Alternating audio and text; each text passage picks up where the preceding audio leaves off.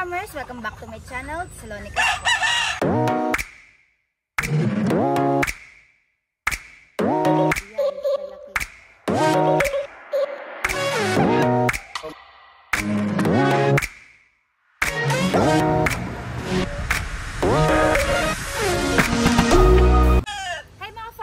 For today's video, nandito tayo ngayon sa aking breeding area. So, ipapakita ko sa inyo yung aking mga manok dito na mga binibreeding, ang mga bloodlines at mga lahi ng mga manok natin dito. So, dito din nakalagay yung mga manok na binili natin sa mga galing na breeders. So, yung mga AJ, sa mga Patrick Antonio. So, lahat yan mapapakita ko sa inyo at ma-update ko yung manok sa inyo. So, dito lahat yung manok ko at nagpa-mass production kami dito para mas dumami yung manok at malagyan namin ng manok yung mga sagingan para mas luminis. So, sa last vlog ko, napakita ko na sa inyo yung sagingan natin. So, napakaganda na ng ilalim dahil napakarami ng manok. So, para next year, mga ka-farmers, makakabenta or makakarelease na tayo ng ating mga breeding ng mga manok, na mga linyada. So, maraming sinag-inquire sa akin sa page sa Thessalonica Farm Chickens. So, dahil wala pa ako masyadong maibenta, dahil nagpaparami pa talaga kami ngayon ongoing. At magpapakita ko sa inyo ngayon lahat yung mga binibreeding natin at kung ano-anong mga lahi ito. So, ligay mga farmers, samahan nyo.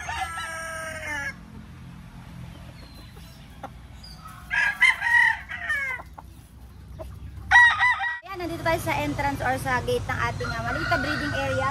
So kung mapansinin nyo yung ating fence dito or bakod, ganito lang yung design niya. So gawa lang siya sa green net and mga ilalim lang ay yero. So protection din sa mga aso, sa pwedeng pumasok sa loob. At ayan, may makita kayong mga kalabasa dito. Siyempre pang ulam-ulam natin pag walang malulam. So yan, may makukuha tayo ng mga tanim dito.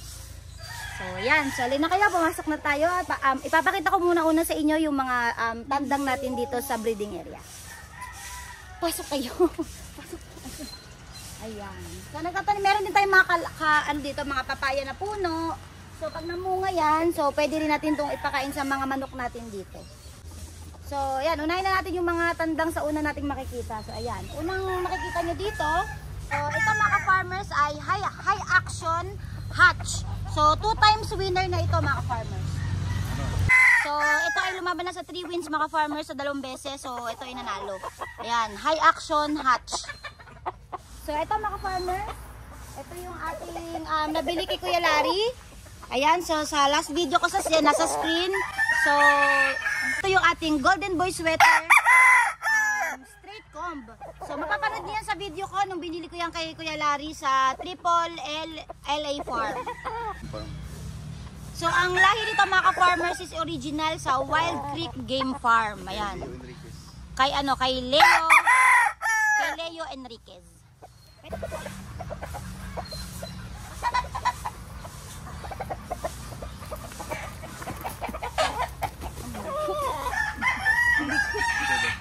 So, ito pangatlo kong pakita sa inyo. Ito naman yung ating sweater, pero battle cross siya.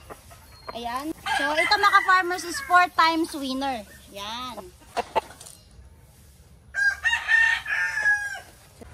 So, ito naman yung sunod nating papakita. So, possum sweater. 2 beses po nanalo to possum sweater natin. So, mapapansin niyo yung pakpak niya bali pa. Bali. Ayan. So, dahil nakadalawang panalo na yan.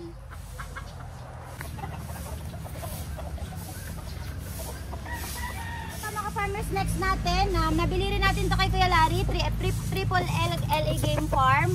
So, ang pure breed Golden Boy sweater.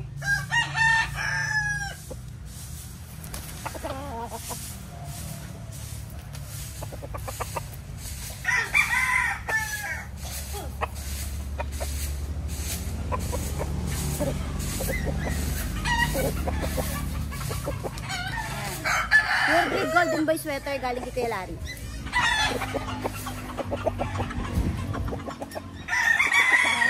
Punta ka doon, may kalabasa, makita mo. Dito tayo.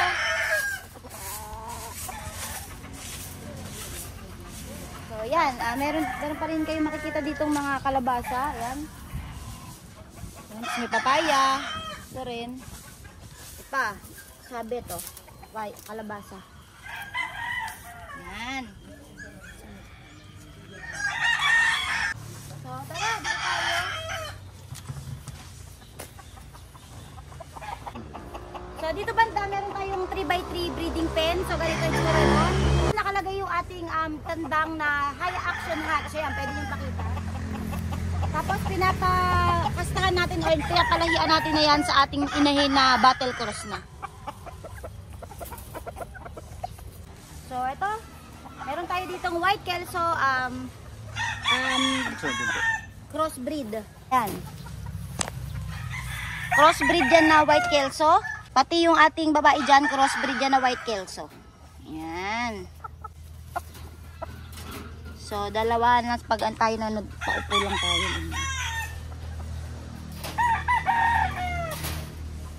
tayo.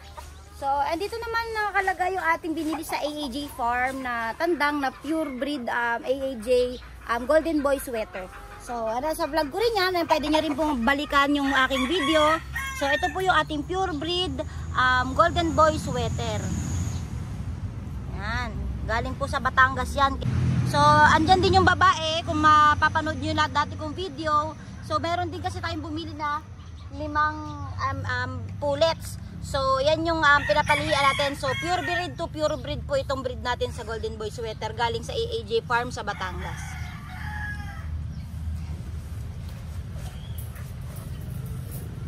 So, ito naman. Kasi marami pong nagtatanong ng mga update natin sa breeding. So, ngayon na kasi ako nakawin ng buhol. Kaya ngayon ko lang kayo ma-update sa ating mga palahi. So, ito naman yung isang tandang natin sa AAJ din na nabili. Pero, ito na yung crossbreed na Golden Boy sweater. Crossbreed po ito sa Gilmore Hatch. So, yan dahil kung naaalala niyo na panood niyo sa akin last time, 2 tandang po yung binili natin. Tapos, ayan din po, pinapalahian din po natin sa inahin. Okay. So, ito po, ito medyo maganda dito. So, ito mga ka-farmers naman, ito naman ay pure breed. Ito dito tayo. Pure breed white kelso. Ang pure breed white kelso dito is yung ating tandang. Tapos, yung ating babae, ang pulit natin is crossbreed na. Galing na to sa palahi. Galing na po yan sa palahi ko mga ka-farmers kay Sir Biboy Enriquez. So, nakakuha na tayo ng ganyang manok. So, mula doon sa aking biniling tandang, saka sa mula sa mga inahin na pinanggalingan na binili natin kay Sir Biboy ng mga pullets na pure breed. So, may lumabas na po na isang magandang manok na pure breed white kelso na brood stag. Yan. Ito na ganito. Meron na tayo mga farmers na 4 na pure breed na brood stag na white kelso. Marami pa dong mga white kelso sa kabila. So, next vlog, i-vlog ko po yung mga white kelso natin sa kabila. So ito, bulik to, bulik. Pero crossbreed siya sa Golden Boy. Kaya mukha rin siyang may face siya na parang Golden Boy sweater. Pero bulik siya. Ito. Yan, pakita mo. Napakagaganda ng mga manok natin, mga farmers dito. Oh.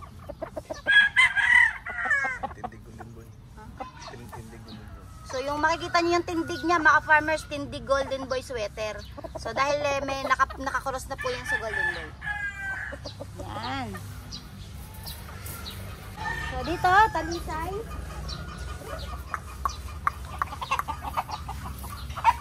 Ayun, lumabas sa kabila. So ito mga farmers, winning line to ng katabi namin dito sa Bohol. So yan, kaya kumuha rin ako para ma-breed ko din siya at saka maparami. Yan. High action to, high action. Ito naman mga ka-farmers, yung nabili natin sa Expo, sa Expo natin na pinuntahan noong 2024, nung nakaraan lang, nung binlog ko. So ito yung nabili ko kay Sir Patrick Antonio. So, Sagupaan Game Farm. Yan. So, nakatali lang yan mga ka-farmers. So, hindi pa natin ito pinapakasta dahil may ongoing order pa ako ng breeding pen. So yan, kaya nakatali lang muna siya. Stay put lang muna yung ating Patrick Antonio dyan na palahi. Condition muna, condition. So ito mga ka-farmers, yung ating Raptor sweater. So ito, pakita ko sa inyo. So magaganda yung mga linyada natin dito na binibreed. So napakaganda ng mga manok natin. Yan. So hopefully na makapag-mass production tayo ng mabilisan para makapag-release na tayo ng magagandang klaseng manok. Yan. So So, yun, sa pag-ikot natin kanina dito mga farmers, nung paikot tayo pa ganyan. So, mapapansin nyo na halos karamihan pula yung manok. So, kasi ang halos base blind line natin dito is mga sweater lines. So, tsaka meron din tayo mga kelso syempre. Pero yun yung nakikita nyo madalas. Pero syempre, kumukuha rin tayo ng mga ibang manok para may mapagpipilian din if ever magbebenta-benta na tayo. So, ito Raptor Cross Golden Boy. Ayan. So, yung mga inahin natin, mga ka-farmers, napakaganda rin yung mga inahin natin. So, mamaya, after natin magpakita ng mga tandang, so, mag-inahin naman tayo dito. So, ito, isa na rin sa napalahi ko or napalabas ko sa kelso ni Sir Biboy Enriquez. So, ating white kelso stag.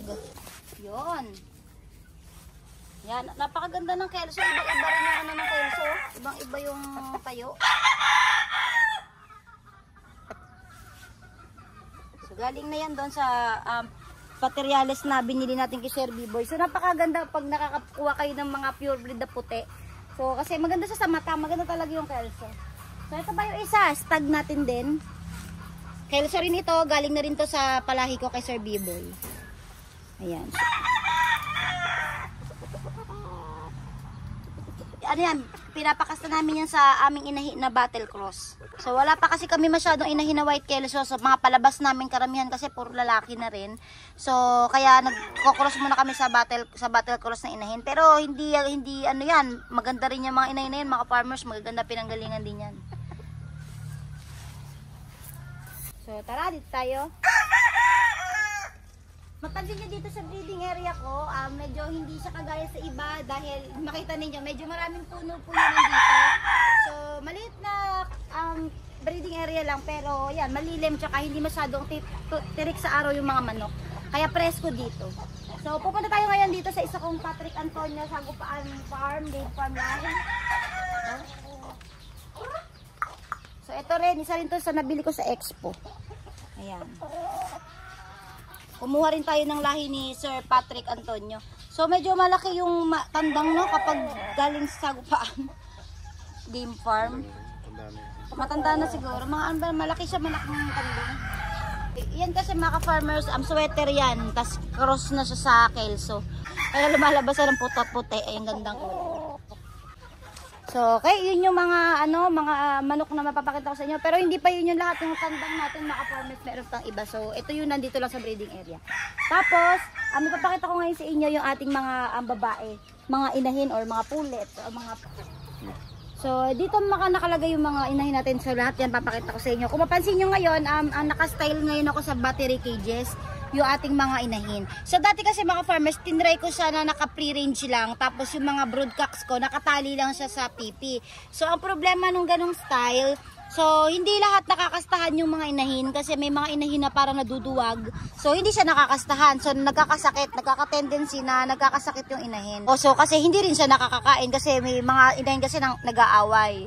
Yan. So, kaya mas mabuti na naka-battery cage sila. Ayan, kasi kumakain sila na maayos, nasa oras, tapos pantay-pantay ang kain nila. Tapos pagdating naman sa pagkasta, isa-isa silang nakakastahan at nalalahian ng ating mga broodcocks dahil paupo tayo, nilalagay natin yung mga inahin sa breeding pen at doon sila kinakastahan ng mga lalaki. Mga farmers yung pinapakita ko sa inyo, pure breed yan ng AAJ Game Farm. So, sweater yan. Golden Boy sweater. So, ito mga farmers, pure breed to, Golden Boy sweater na inahin. So, galing ito sa AEJ Game Farm sa Batangas. So, yan yung vlog ko kasama yung dalawang broodcock na binili natin last time sa Batangas. Ay, yung mga cross na mga sweater, Golden Boy sweater, cross breeds. Ayan, so mga inahin natin nandito. Ito pa yung isa. Ayan. So, dito tayo sa kabila. Marami-rami itong mga inahin natin. So, mga farmers, hindi ko na sa inyo isa-isahin. Pero magpapakita ko ng isang mga sulyap sa inyo na malapitan. Battle cross na yan. Lahat.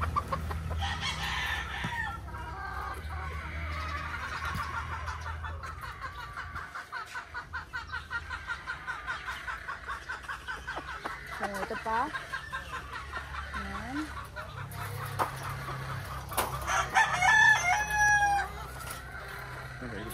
Ha? Ikot ka lang. Marami tayo. Tayo ditong White Kelso crossbreed.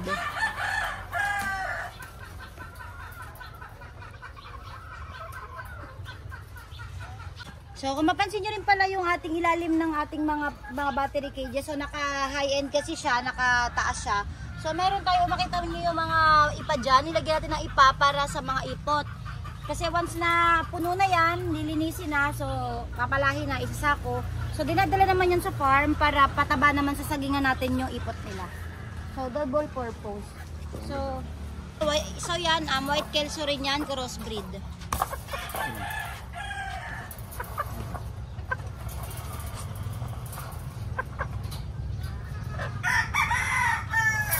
Ito yung isa pa.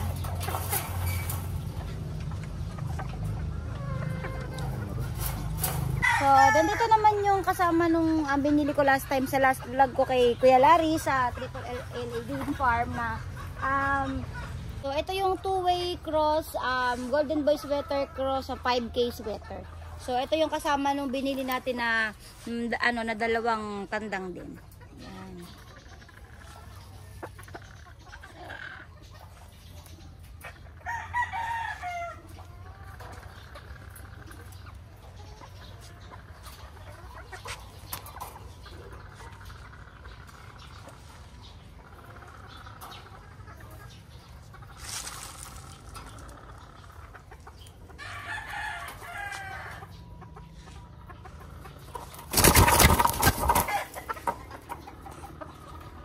So, yun yung mga ka-farmers, yung mga nilalaman dito sa maliit na breeding area natin dito sa likod ng Thessalonica Farm Store ko. So, nandito yan sa likod ng tindahan.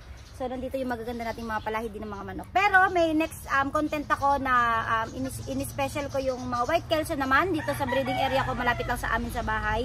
So, i-video ko rin yun para mapakita ko naman sa inyo yung iba nating mga palahi din doon na mga pure breed White Kelso. So, lahat na nakalagay doon, puro White Kelso, lahat na pure breed.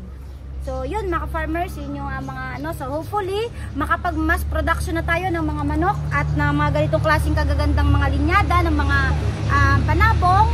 So, syempre, puro double purpose yan para sa ating malaking sagingan, para malinis yung ilalim, at syempre, para din po sa inyo, makabili kayo sa akin siguro by next year ng mga magagandang palahi or mga magagandang manok mula sa aking mga breeding.